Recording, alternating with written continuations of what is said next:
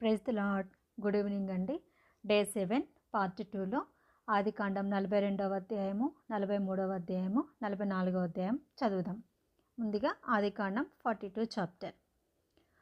ధాన్యము ఐగుప్తులో నున్నదని యాకోబు తెలుసుకున్నప్పుడు మీరేలా ఒకరి ముఖమొకరు చూచుకొనుచున్నారని తన కుమారులతో అనెను. మరియు అతడు, చూడుడి, ఐగుప్తులో ధాన్యమున్నదని వింటిని.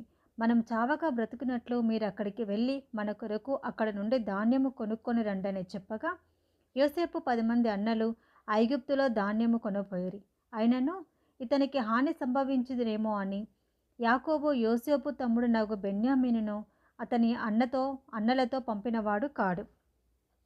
కరువు కానాను దేశంలో ఉండెను కనుక ధాన్యము కొనవచ్చిన వారితో కూడా ఇశ్రాయేలు కుమారులను వచ్చిరి.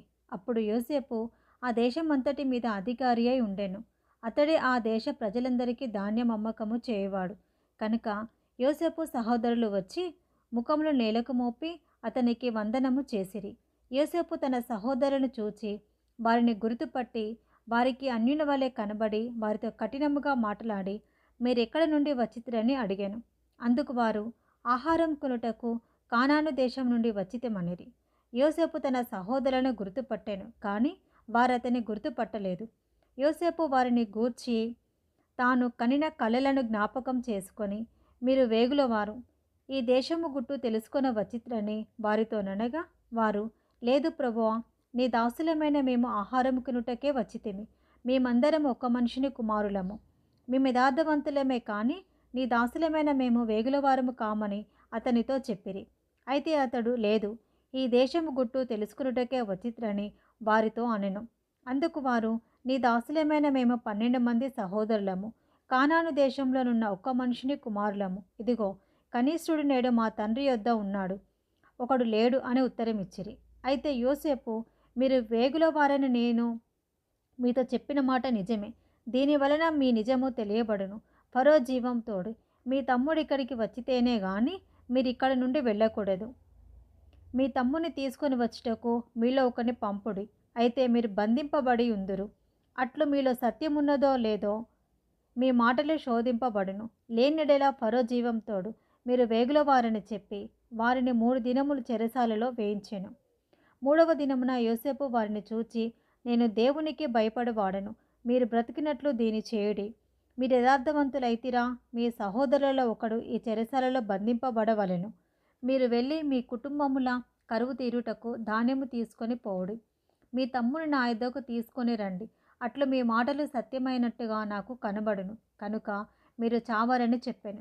వారట్లు చేసిరి. అప్పుడు వారు, నిశ్చయంగా మన సహోదరి నెడల మనము చేసిన అపరాధమునకు శిక్ష పొందుచున్నాము. అతడు మనలను బతిమాలుకొనినప్పుడు మనము అతని వేదన చూచియు వినకపోతిమి. అందువలన ఈ వేదన మనకు వచ్చినని ఒకనితోనొకడు మాట్లాడుకొనిరి. మరియు రూబేను, ఈ చిన్నవాని ఎడల పాపము చేయకూడని నేను మీతో చెప్పలేదా? అయినను మీరు వినరైతిరి. కనుక అతని రక్తపరాధము మన మీద మోపబడుచున్నదని వారికి ఉత్తరమిచ్చాను. అయితే ద్విభాషి వారి మధ్య ఉండెను కనుక తన మాట యోసేపు గ్రహించినని వారు తెలుసుకొనలేదు. అతడు వారి యొద్ద నుండి అవతలికి పోయి ఏడ్చి మరలా వారి యొద్దకు వచ్చి వారితో మాట్లాడి వారిలో షిమ్యోనును పట్టుకొని వారి కన్నులెదుట అతని బంధించెను. మరి యోసేపు వారి గోనెలలో ధాన్యముతో నింపుటకును, ఎవరి రూకలు వారి గోనెలో తిరిగి ఉంచుటకును, ప్రయాణం కొరకు భోజన పదార్థములు వారికిచ్చుటకును ఆజ్ఞ ఇచ్చెను. అతడు వారి ఎడలనిట్లు జరిగించెను. వారు తాము కొనిన ధాన్యమును తమ గాడిదల మీద ఎక్కించుకొని అక్కడి నుండి వెళ్ళిపోయారు. అయితే వారు దిగిన చోట ఒక గాడిదకు మేత పెట్టుటకే తన గోనె విప్పినప్పుడు అతని రూకలు కనబడెను. అవి అతని గోనెమూతిలో ఉండెను. అప్పుడతడు, నా రూకలు తిరిగి ఇచ్చివేసినారు, ఇదిగో ఇవి నా గోనెలోనే ఉన్నవని తన సహోదరులతో చెప్పాను.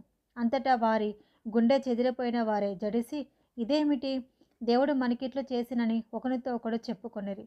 వారు కనాను దేశమందున్న తమ తండ్రి అయిన యాకోబు వద్దకు వచ్చి తమకు సంభవించినది యావత్తును అతనికి తెలియచేసిరి. ఎట్లనగా, ఆ దేశమునకు ప్రభు అయిన వాడు మాతో కఠినముగా మాట్లాడి మేము ఆ దేశమును వేగుచూడ వచ్చిన వారమని అనుకొనెను. అప్పుడు మేము యథార్థవంతులము వేగుల వారము కాము. 12 మంది సహోదరులము, ఒక్క తండ్రి కుమారులము, ఒకడు లేడు. మా తమ్ముడు నేడు కనాను దేశమందు మా తండ్రి యొద్ద ఉన్నాడని అతనితో చెప్పితిమి. అందుకు ఆ దేశపు ప్రభువు మమ్మల్ని చూచి, మీరు యథార్థవంతులని దీని వలన నేను తెలుసుకుందును. మీ సహోదరులలో ఒకరిని నా యొద్ద విడిచిపెట్టి మీ కుటుంబములకు కరువు తీరినట్లు ధాన్యము తీసుకొని పోయి నా యొద్దకు ఆ చిన్నవాణ్ణి తోడుకొని రండి.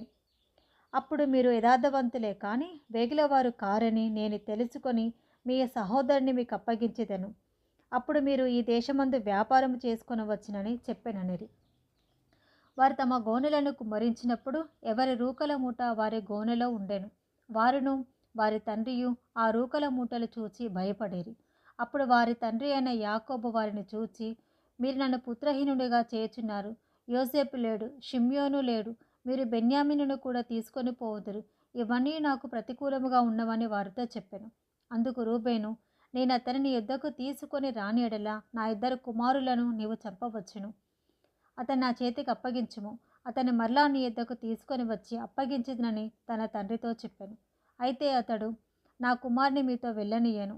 ఇతని అన్న చనిపోయాను, ఇతడు మాత్రమే మిగిలి ఉన్నాడు. మీరు పోవు మార్గమున ఇతనికి హాని సంభవించినడలా నెరసిన వెంట్రుకలు కల నన్ను మృతుల లోకంలోనికి దుఃఖంతో దిగిపోవునట్లు చేయుదునని చెప్పాను. ఆదికాండము 43వ అధ్యాయము. ఆ దేశమందు కరువు భారముగా ఉండెను కనుక వారు ఐగుప్తు నుండి తెచ్చిన ధాన్యము తినివేసిన తర్వాత వారి తండ్రి, మీరు మరలా వెళ్ళి మన కొరకు కొంచెం ఆహారం కొనుడని వారితో అనగా, యూదా అతని చూచి, ఆ మనుషుడు మీ తమ్ముడు మీతో ఉంటేనే గాని మీరు నా ముఖం చూడకూడదని మాతో గట్టిగా చెప్పాను. కాబట్టి నీవు మా తమ్ముని మాతో కూడా పంపినడలా మేము వెళ్ళి నీ కొరకు ఆహారము కొందుము. నీ వారిని పంపనొల్లనెడలా మేము వెళ్ళము. ఆ మనుషుడు మీ తమ్ముడు మీతో లేని ఎడలా మీరు నా ముఖము చూడకూడదని మాతో చెప్పాననెను. అందుకు ఇశ్రాయేలు, మీరు ఇంకొక సహోదరుడు కలడని మీరు ఆ మనుషుడితో చెప్పి నాకింత శ్రమ కలగజేయనేలా అనగా, వారు, ఆ మనుషుడు మీ తండ్రి ఇంకా సజీవుడై ఉన్నాడా, మీకు సహోదరుడు ఉన్నాడా అని మమ్మను గూర్చి మా బంధువులను గూర్చి ఖండితముగా అడిగినప్పుడు మేము ఆ ప్రశ్నలకు తగినట్టు అతనికి వాస్తవము తెలియచెప్పితిమి. మీ సహోదరుని తీసుకొని రండని అతడు చెప్పునని మాకెట్లు తెలియననేది. యూదా తన తండ్రి అయిన ఇశ్రాయేలును చూచి, ఆ చిన్నవాణ్ణి నాతో కూడా పంపము, మేము లేచి వెళ్ళుదము. అప్పుడు మేమే కాదు నీవును మా పిల్లలను చావక బ్రతుకుదము. నేను అతని గూర్చి పూట పడుదును, నీవు అతని గూర్చి నన్ను అడగవలెను. నేను అతని తిరిగి నీ యొద్దకు తీసుకొని వచ్చి నీ ఎదుట నిలబెట్టని ఎడల ఆ నింద నా మీద ఎల్లప్పుడూ ఉండును. మాకు తడువు కాకపోయినడలా ఈ పాటికి 2వ మారు తిరిగి వచ్చి ఉందుమని చెప్పగా, వారి తండ్రి అయిన ఇశ్రాయేలు వారితో, అట్లయినా మీరు ఇలాగు చేయడి. ఈ దేశమందు ప్రసిద్ధములైనవి అనగా కొంచెము మస్తకి, కొంచెము తేనె, సుగంధ ద్రవ్యములు, బోలము, పిస్తాచ కాయలు, బాదము కాయలు మీ గోనెలలో వేసుకొని ఆ మనుషునికి కానుకగా తీసుకొని పోడి. రెట్టింపు రూకలు మీరు తీసుకొనిడి. మీ గోనెల మూతిలో ఉంచబడి తిరిగి వచ్చిన రూకలు కూడా చేత పట్టుకొని పోయి మరలా ఇచ్చివేయుడి. ఒకవేళ అది పొరపాటై ఉండును, మీ తమ్ముని తీసుకొని లేచి ఆ మనుషుని వద్దకు తిరిగి వెళ్ళుడి. ఆ మనుషుడు మీ ఇతర సహోదరుని బెన్యామీనును మీకు అప్పగించినట్లు సర్వశక్తుడైన దేవుడు ఆ మనుషుని మీ ఎదుట మిమ్మల్ని కరుణించునుగాక. నేను పుత్రహీనుడనై ఉండవలసిన ఎడల పుత్రహీనుడనగుదునని వారితో చెప్పాడు. ఆ మనుషుడు ఆ కానుకలను తీసుకొని చేతులతో రెట్టింపు రూకలను తమ వెంట బెన్యామీనును తీసుకొని లేచి ఐగుప్తునకు వెళ్ళి యోసేపు ఎదుట నిలిచిరి. యోసేపు వారితోనున్న బెన్యామీనును చూచి తన గృహ నిర్వాహకునితో, ఈ మనుషులను ఇంటికి తీసుకొని పోయి ఒక వేటను కోసి వంట సిద్ధం చేయించుము. మధ్యాహ్నమందు ఈ మనుషులు నాతో కూడా భోజనం చేయుదురని చెప్పెను. యోసేపు చెప్పినట్లు అతడు చేసి ఆ మనుషులను యోసేపు ఇంటికి తీసుకొని పోయాను. ఆ మనుషులు యోసేపు ఇంటికి రప్పింపబడినందున వారు భయపడి, మొదట మన గోనెలలో తిరిగి పెట్టబడిన రూకల నిమిత్తము అతడు మన మీదికి అకస్మాత్తుగా వచ్చి మీద పడి మనల్ని దాసులుగా చెరపట్టి మన గాడిదలను తీసుకొనుటకు లోపలికి తెప్పించినను కొనిరి. వారు యోసేపు గృహ నిర్వాహకుని యొద్దకు వచ్చి ఇంటి ద్వారమున అతనితో మాట్లాడి, అయ్యా, ఒక మనవి. మొదట మేము ఆహారం కొనుటకే వచ్చితిమి. అయితే మేము దిగిన చోటికి వచ్చి మా గోనెలను విప్పినప్పుడు ఇదిగో మా రూకల తూనికకు సరిగా ఎవరి రూకలు వాని గోనెమూతులో నుండెను. అవి చేత పట్టుకొని వచ్చితిమి. ఆహారం కొనుటకు మరి రూకలను తీసుకొని వచ్చితిమి. మా రూకలను మా గోనెలలో ఎవరు వేసిరో మాకు తెలియదని చెప్పిరి. అందుకతడు, మీకు క్షేమమవునుగాక, భయపడకుడి. మీ పితరుల దేవుడైన మీ దేవుడు మీకు మీ గోనెలలో ధనమిచ్చెను. మీ రూకలు నాకు ముట్టినవని చెప్పి షిమ్యోనును వాని యొద్దకు తీసుకొని వచ్చెను. ఆ మనుషుడు వారిని యోసేపు ఇంటికి తీసుకొని వచ్చి వారికి నీళ్ళేయగా వారి కాళ్ళు కడుక్కొనిరి. మరియు అతడు వారి గాడిదలకు మేత వేయించాను. అక్కడ తాము భోజనం చేయవలెనని వినిరి. కనుక మధ్యాహ్నమందు యోసేపు వచ్చు వేళకు తమ కానుకను సిద్ధం చేసిరి. యోసేపు ఇంటికి వచ్చినప్పుడు వారు తమ చేతులలో ఉన్న కానుకను ఇంటిలోనికి తెచ్చి అతనికిచ్చి అతనికి నేలను సాగిలపడిరి. అప్పుడు, మీరు చెప్పిన ముసలివాడైన మీ తండ్రి క్షేమముగా ఉన్నాడా? అతడు ఇంకా బ్రతికి ఉన్నాడా అని వారి క్షేమ సమాచారం అడిగినందుకు వారు, నీ దాసుడైన మా తండ్రి ఇంకా బ్రతికి ఉన్నాడు, క్షేమముగా ఉన్నాడని చెప్పి వంగి సాగిలపడిరి. అప్పుడు అతడు కన్నులెత్తి తన తల్లి కుమారుడును తన తమ్ముడైన బెన్యామీనును చూచి, మీరు నాతో చెప్పిన మీ తమ్ముడు ఇతడేనా అని అడిగి, నా కుమారుడా, దేవుడు నిన్ను కరుణించునుగాక అనెను. అప్పుడు తన తమ్ముని మీద యోసేపునకు ప్రేమ పొర్లుకొని వచ్చాను. కనుక అతడు త్వరపడి ఏడ్చుటకు చోటు వెదికి లోపలి గదిలోనికి వెళ్ళి అక్కడ ఏడ్చాను. అప్పుడు తన ముఖము కడుగుకొని వెలుపలికి వచ్చి తన్ను తాను అణుచుకొని భోజనము వడ్డించుడని చెప్పాను. అతనికిని వారికిని అతనితో భోజనము చేయుచున్న ఐగుప్తులకును వేరువేరుగా వడ్డించిరి. ఐగుప్తీయులు హెబ్రీలతో కలిసి భోజనము చేయరు, అది ఐగుప్తులకు హేయము. జ్యేష్ఠుడు మొదలుకొని కనిష్ఠుని వరకు వారు అతని ఎదుట తమ తమ ఈడు చొప్పున కూర్చుండిరి. కనుక ఆ మనుషులు ఒకరి వైపు ఒకడు చూచి ఆశ్చర్యపడిరి. మరియు అతడు తన ఎదుట నుండి వారికి వంతులెత్తి పంపెను. బెన్యామీను వంతు వారందరి వంతుల కంటే 5 అంతలు గొప్పది. వారు విందు ఆరగించి అతనితో కలిసి సంతుష్టిగా తాగిరి. ఆదికాండము 44వ అధ్యాయము. యోసేపు ఆ మనుషుల గోనెలు పట్టినంత ఆహార పదార్థములతో వాటిని నింపి ఎవరి రూకల వాని గోనె మూతిలలో పెట్టుమనియు, కనిష్ఠుని గోనె మూతిలో తన వెండి గిన్నె అతని ధాన్యపు రూకలు పెట్టుమనియు తన గృహ నిర్వాహకునికి ఆజ్ఞాపింపగా, యోసేపు చెప్పిన మాట చొప్పున అతడు చేసెను. తెల్లవారినప్పుడు ఆ మనుషులు తమ గాడిదలతో కూడా పంపివేయబడిరి. వారు ఆ పట్టణము నుండి బయలుదేరి ఎంతో దూరము వెళ్ళక మునుపు యోసేపు తన గృహ నిర్వాహకుని చూచి, నీవు లేచి ఆ మనుషుల వెంటబడి వెళ్ళి వారిని కలుసుకొని, మీరు మేలుకు కీడు చేయనేలా? దేనితో నా ప్రభు పానం చేయునో, దేని వలన అతడు శకునములు చూచునో అది ఇదే కదా. మీరు దీన్ని చేయుట వలన కాని పని చేస్తారని వారితో చెప్పుమనెను. అతడు వారిని కలుసుకొని ఆ మాటలు వారితో చెప్పినప్పుడు వారు, మా ప్రభు ఇట్లు మాటలాడనేలా?